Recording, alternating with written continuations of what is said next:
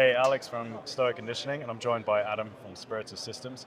Adam's been using the Stoic Conditioning app for a long time, so we thought we'd do this video and get his feedback and get his honest opinion of kind of like how he's been using it. So, Adam, let's start with, we released the US programs out here a year ago Sure. today, pretty much, Yeah. or a year ago this week, and you were the first one to kind of like get on the cycles and check out the app. So, a little bit like before that. So, what was your training like before you kind of jumped on the Stoic Conditioning app? Yeah, sure. So I'm definitely not an exercise scientist at all. I had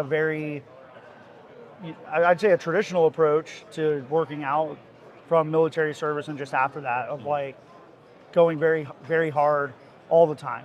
Every exercise was like a race to the bottom of like, how fast can I go? How hard can I go? How much can I lift? And then when I met you guys, I started to change, like ask questions because I was hitting a wall in a lot of different areas, strength, conditioning, but also just mentally. I was kind of getting to a place where I was getting kind of lost. Yeah.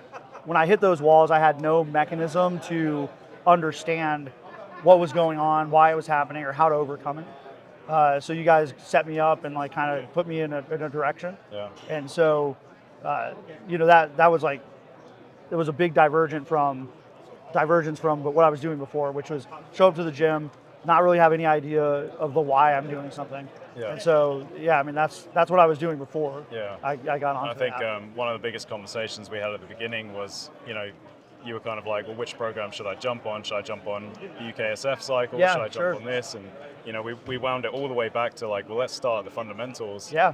Going through the fundamentals and Yep. going through, as you say, like the kind of science and the explanation and, Sure. and the intonations of like why we're doing these things, why we're programming, that kind of stuff. But with the even before that, we kind of like we really stressed going through that testing phase. Which I skipped the first time. Yeah. And regretted it deeply. Yeah. Right. So then we kind of like forced you to get back through it. So Sure. what was that like? Going through the testing phase and having that red, amber, green at the end of it on your strength, your conditioning, and your mobility. Yeah. Well, I think that's the big sell for me on the whole way, like the methodology you use. I like that there's, you take the test and then you find out a lot about yourself. It's like you can't really lie about where you're at. It's not overly difficult, but it's just basically giving these metrics of like, what should I be focusing on? What might be wrong that I've been doing? And what the biggest discovery for me, and we talked a lot about this, was I used to have a very strong endurance base. Yeah. And over the last few years, I had switched over to a lot of like metabolic condition, like high intensity workouts, thinking that because I feel great after them. You do an hour or something, you go really hard, and then you feel great. Well, I took the conditioning test, and I was like, my heart rate was just immediately through the roof every time, and it showed me kind of like, hey, my endurance, I've kind of given all of that up for this high intensity, threshold. So I mean, the testing part of it really, it kind of put me on a different track. I went like my whole training. I had to change. I had to make a change, like a drastic change. From like, you can't cheat this stuff. And I had thought that I had this like secret recipe for fitness that was not. It just actually wasn't working. Yeah. And so the test showed me that. Yeah. And then for me, structure is very important. But I'm not disciplined enough to come up with. And again, I'm not a scientist. I don't know what to do and how long to do it and how many repetitions. And then also, when is the right time to increase the, either the, what would you call it, the load, right? The volume or the load. Yeah. I don't know. So like the app just makes it, I use it and I've continued to use it because the top things for me is the testing. Yeah. So I can actually see where I am and where where progress was made or what I need to work on. And then my favorite part is the demonstrative videos. So the most the professional video quality of it. That's why I keep coming back, is because I'm not going to remember every movement. Yeah. And so it'll be in the cycle, and then maybe I won't see it for a while, and then I'll see it again.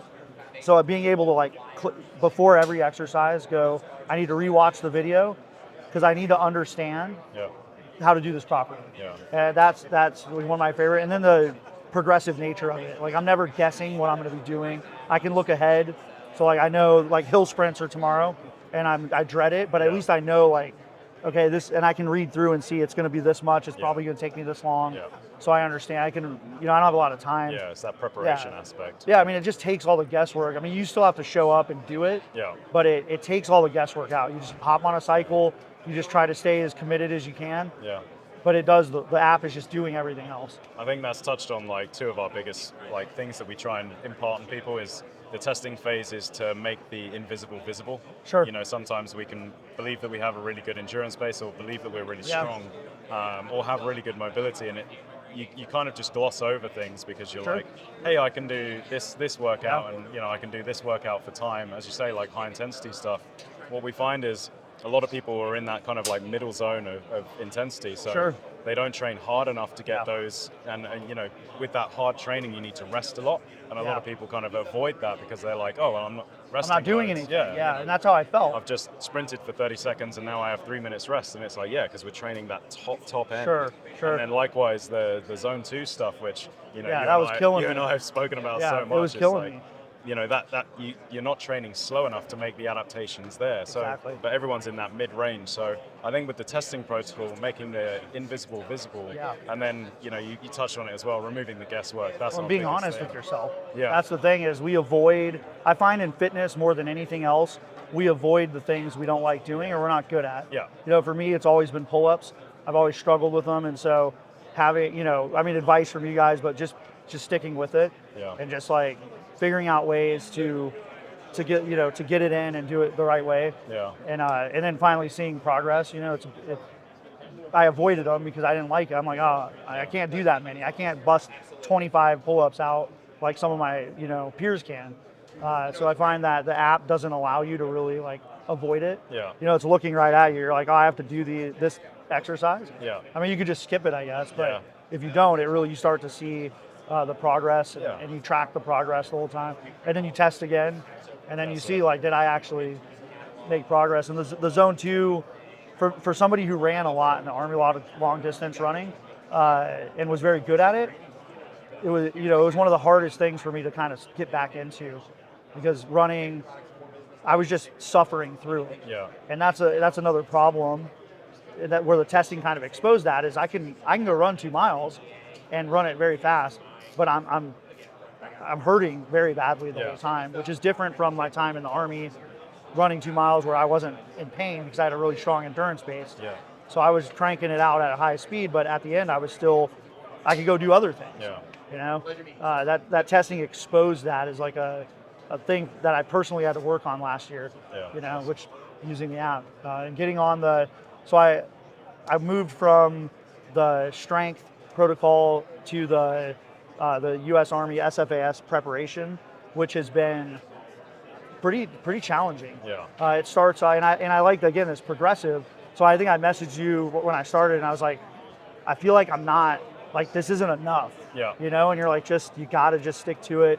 So if you're on it, if you're thinking about taking it, like, don't be fooled. It's going to get very challenging. Trust the process. It's going to get very challenging. You start off and you're kind of like, I didn't really feel like I did much, but I see now that like you're building a lot of things, like there's the building blocks methodology of like, we got to do the thing right and progressively. Any guy in the Army puts on a rucksack with 10 pounds in it is like, this isn't a ruck march, right? But it's prevented me from getting injured. And that's the thing that's the difference. You're not starting off with 50 pounds and then now you have a knee injury or something. So it's been a lot. I'm not quite finished with it. The hill sprints are atrocious. The 1,000-meter or plus sprints are atrocious, but the zone 2 stuff's fun because now I'm like, oh, this is you nice. understand the why. And it's nice because I'm like, I'm not doing a 1,000-meter I'm not sprint. running up a hill. So I'm like, this is great. I'm just gonna be in zone 2 and Awesome. So the app has been keeping me on track though for guys who just don't have. If fitness is not your hobby, and you don't love keeping a notebook with the spreadsheet that you made and it's like it's here and it has a point, so you can narrow your focus on what you want to do, especially for the military. I think this is great. I wish that this is a tool that I wish we would have had. I would have just probably paid the membership for my guys and been like, we're just going to do this Yeah. as a group or whatever. So Awesome. yeah. Well, thanks so much for Yeah, absolutely. giving us some honest feedback on Yeah. it, and it's awesome to Yeah. work with you on Yeah, and going through it. it's been great to just see too the changes, because now I've been on the app for a few years. Yeah. And so, seeing it go from, when you first launched to now, Yeah. it's, just some of the stuff in the background that people just don't understand, but because we know each other, I understand. Like, I think it's just great to see, and I'm excited because we've talked about other changes that you're working on, Yeah. and it's just it is the most professional. To me, it's the most professional, and those videos have been the most useful. Everybody I show it to, they're like, oh, because on other apps, not to just keep ranting about it, but on other apps, you'll like, it'll tell you to do an exercise, and I'm like, I don't know how to do that. Yeah. And so then I have to go to like my computer and like look up the exercise movement, and then it's like there's 10 different videos, and it's hard to like, and then it just discourages you from doing it. Yeah. So the fact that I'm like, you're at the gym, you have your phone, you're like, I don't really remember this, or this is the first time I've seen it. Watch the video, it's explained very well, and then you just know how to do it. Yeah. So I think we've got a lot of updates coming out this year. Sure. Some of the biggest ones that we're looking at are a pause function. We listened. We've taken it on board. the pause function is going Pause to be function, clutch. yeah. You wouldn't believe how hard that is from a coding point of view, but Yeah, we're working absolutely. on it in the back end for sure. We've got more cycles coming out as well. We're working with some units in the UK. We're going to be working with some more units in the US as well to design programs for their selections. So we're really excited about these features, and a couple of other ones on the horizon that we're not going to kind of discuss. Yeah, just sure, yet, yeah, but, totally we've ready. spoken about it. Yeah, but, absolutely. Yeah, it's some I'm really excited cool to stuff. see it. But it's nice to see the evolution from last year as well, and just hear your feedback of absolutely. being on the programming. Yeah, So, awesome. and I know I'm just one of many points of data for you guys, but it's it's been awesome. It's been very useful for me. So I know that somebody's watching, and you're kind of in that same position where you just need the guidance and to help keep you stay disciplined. And this is going to work. I think one of our biggest pieces is, you've touched on it, where it's like guys preparing for selection, they've got so many other things to worry about.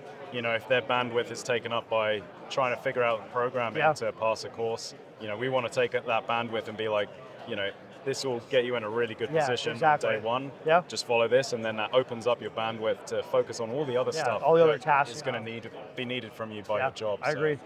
That's one of the biggest things. That's our kind of like our calling, as it were. Yeah, I agree. Awesome. Yeah, very cool. Well, guys, if you have any questions for myself or for Adam, pop them in the comments section below. Thank you so much for your time again, dude. Yeah, thank you.